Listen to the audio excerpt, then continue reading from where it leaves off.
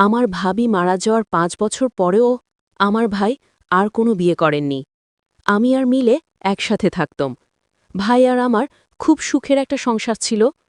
আগেই বলে রাখি, আমার বাবা-মা ছোটকালেই মারা গিয়েছেন।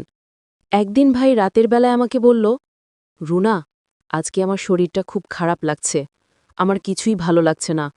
আমার একা একা থাকতে মন কেমন যেন করছে। রুনা, তুমি কি আমার পাশে থাকবে আজকে একটু?" আমি বললাম, কেন থাকব না ভাইয়া? অবশ্যই থাকব। তুমি আমার ভাই। তারপর বন্ধুরা, সেদিন রাতে আমি ভাইয়ের সাথে ঘুমালাম। গভীর রাতে ঘুমের মধ্যে ভাই আমার সাথে যা করল, তা শুনলে তোমাদের চোখে পানি চলে আসবে। বন্ধুরা, আজকের গল্পটি অনেক অনেক ইন্টারেস্টিং। আশা করি তোমরা পুরো গল্পটা শুনলে অনেক মজা পাবে। তবে বন্ধুরা, তোমাদের কাছে আমার ছোট্ট একটু অনুরোধ, তোমরা দয়া করে আমার চ্যানেলটা সাবস্ক্রাইব করে আমাকে সাপোর্ট করবে। তাহলে চলো বন্ধুরা, গল্পটি শুরু করি। আমার নাম রুনা। আমার বয়স ১৮। গত ৫ বছর হয়ে গেছে আমার ভাবি মারা গিয়েছে। ভাবি মারা যাওয়ার পরে আমি ভাইকে অনেকভাবে বোঝাই নতুনভাবে জীবন শুরু করার জন্য।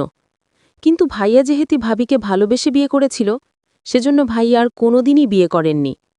আমি ছিলাম ভাইয়ের একমাত্র আদরের বোন। ভাই আমাকে অনেক ভালোবাসত। আমি ভাইয়াকে বিভিন্নভাবে সান্ত্বনা দিতে লাগলাম। আমি বর্তমানে কলেজের প্রথম বর্ষের একজন ছাত্রী। আমার বাড়িতে শুধু আমি আর আমার ভাই আছি, আর কেউ নেই। ভাইয়া এক রুমে থাকে আর আমি থাকি অন্য রুমে। ভাইয়ার অনেক বড় ব্যবসা আছে। মাঝে মধ্যে অফিসে যান, না গেলে সারাদিন বাসায় থাকে। আমি কলেজে যাই। একটা কাজের বুয়া আছে, সে ঘরের সব কাজ করে দিয়ে যায়। আমি শুধু রাতে রান্না করি আর সকালে নাস্তা বানাই। একদিন কলেজ ১ ঘন্টা আগেই ছুটি হলো। আমি কলেজ থেকে বাসায় আসলাম। অনেকবার কলিং বেল দেওয়ার পরেও ভাইয়া দরজা খুলছে না। সাধারণত এমন হয় না। প্রতিনিয়তই ভাইয়া কলিং বেল চাপার সাথে সাথে দরজা খোলে। কিন্তু আজ খুলছে না। আমার ব্যাগ থেকে ডুপ্লিকেট চাবি বের করে আমি বাসায় ঢুকলাম। সেদিন খুব গরম ছিল। আমি বাসায় ঢুকে ফ্যান চালিয়ে দিলাম।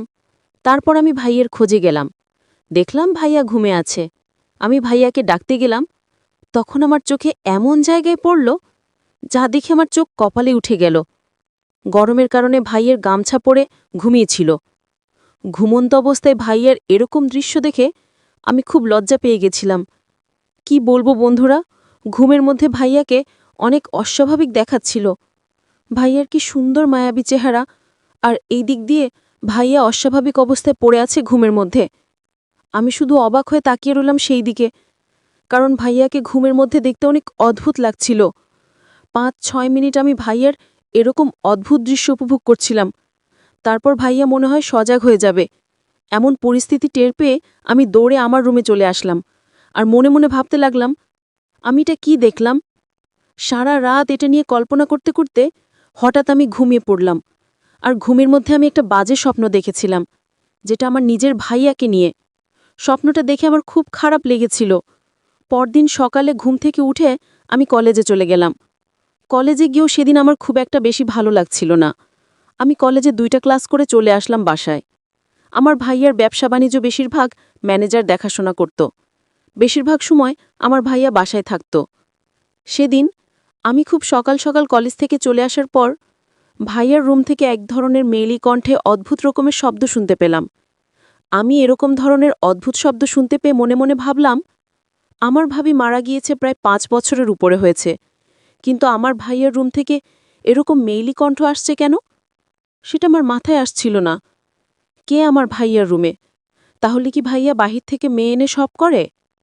বিষয়টা ভাবতে আমার কাছে খুব খারাপ লাগছিল। একসময় মনে সাহস নিয়ে ভাবলাম, এখন ভাইয়ার রুমে আমি গিয়ে দেখব ভাইয়ার রুম থেকে, আর ভাইয়া কোথা থেকে এরকম ধরনের বাজে মেয়ে নিয়ে এসে আমাদের পবিত্র বাসাটাকে অপবিত্র করছে।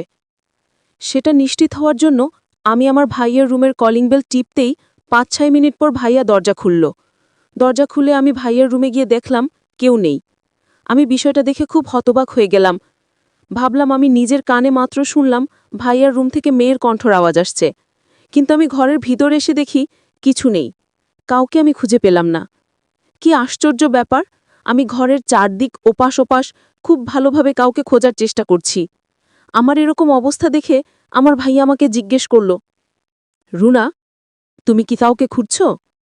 আমি বললাম, না ভাইয়া, আমি কাউকে খুঁজছি না।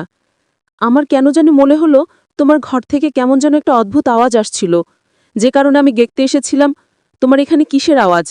আমি ভাবছিলাম, ভাইয়া, তুমি মনে হয় অসুস্থ হয়ে গিয়েছিলে, তাই তোমাকে দেখতে এসেছিলাম। এই কথা বলে আমি আমার ভাইয়ের রুম থেকে চলে আসলাম। আমি পড়তে বসেছিলাম। কিছুক্ষণ পর আবার আমার ঘুম ভেঙে গেল। মনে হচ্ছিল চারপাশে অদ্ভুত কিছু শব্দ হচ্ছে। আমি প্রথমে ভেবেছিলাম হয়তো আমার ভুল শোনা, কিন্তু শব্দ থামছিল না। তাই আমি চুপচাপ গিয়ে ভাইয়ার রুমের দরজার পাশে দাঁড়ালাম। ভেতর থেকে যেন কিছু অস্বাভাবিক আওয়াজ আসছিল। আমার মন ভীষণ অস্থির হয়ে গেল। সেই মুহূর্তে বুঝতে পারলাম ভাইয়া ভেতর থেকে ভীষণ একা হয়ে পড়েছে। অনেক দিন হলো ভাবি আমাদের মাঝে নেই। ৫ বছর হয়ে গেছে তিনি চলে গেছেন। একা মানুষটি নিঃসঙ্গতে ভেঙে পড়ছে, আর সেই শূন্যতা তাকে ভুল দিকে টেনে নিচ্ছে। আমি খুব কষ্ট পেলাম। আমি সিদ্ধান্ত নিলাম ভাইয়ার পাশে আমাকে দাঁড়াতেই হবে। আমি যদি তাকে ভালোবাসা আর যত্ন না দিই, তাহলে সে হয়তো আরও ভেঙে পড়বে। তাই পরের দিন থেকে আমি ভাইয়ার সব খেয়াল রাখা শুরু করলাম। সময়মতো ওষুধ খাওয়ানো, খাওয়া দাওয়া দেখা, বিশ্রাম নেওয়ার কথা মনে করানো, সবকিছু আমি করতাম। ভাইয়া আমার এই পরিবর্তন দেখে ভেতর থেকে আবেগ আপ্লুত হয়ে গেল। সে বলল, বোন, আমি সত্যি ভুল পথে যাচ্ছিলাম। একা থাকার যন্ত্রণা আমাকে ভুল সিদ্ধান্ত নিতে বাধ্য করছিল। তুমি না থাকলে হয়তো আমি আর ফিরে আসতে পারতাম না। আমি ভাইয়াকে বললাম, ভাইয়া, জীবন যত কঠিন হোক না কেন, পরিবারই আসল শক্তি। আমরা একে অপরের পাশে থাকলেই সব ঠিক হয়ে যাবে। তারপর থেকে ভাইয়া ধীরে ধীরে বদলে গেল। আগের মতো স্বাভাবিক, ভদ্র, দায়িত্বশীল হয়ে উঠল। সে আর একা বোধ করত না, কারণ আমি ছিলাম তার পাশে। সময় গড়ালো, আমি নিজের জীবনে নতুন অধ্যায় শুরু করলাম। বিয়ের পর আমার সংসারও সুখে চলতে লাগল। তবু আমি ভাইয়ার প্রতি দায়িত্ব ভুলিনি। মাঝে মাঝে তাকে দেখতে যেতাম, খোঁজ খবর নিতাম। ভাইয়া সবসময় বলতো, তুই না থাকলে আমি হয়তো ভেঙে যেতাম, তুই আমাকে নতুন জীবন ফিরিয়ে দিয়েছিস। বন্ধুরা, জীবনে যত কষ্টই আসুক না কেন, কখনো ভুল পথে যাওয়া উচিত নয়। পরিবারের ভালোবাসা আর দায়িত্ববোধই মানুষকে সঠিক পথে ফিরিয়ে আনে। আজকের গল্প যদি তোমাদের ভালো লেগে থাকে, তো অবশ্যই লাইক, কমেন্ট আর শেয়ার করবে। আর যদি এরকম শিক্ষামূলক গল্প শুনতে চাও, তাহলে অবশ্যই আমার চ্যানেলটি সাবস্ক্রাইব করে পাশে থাকবে।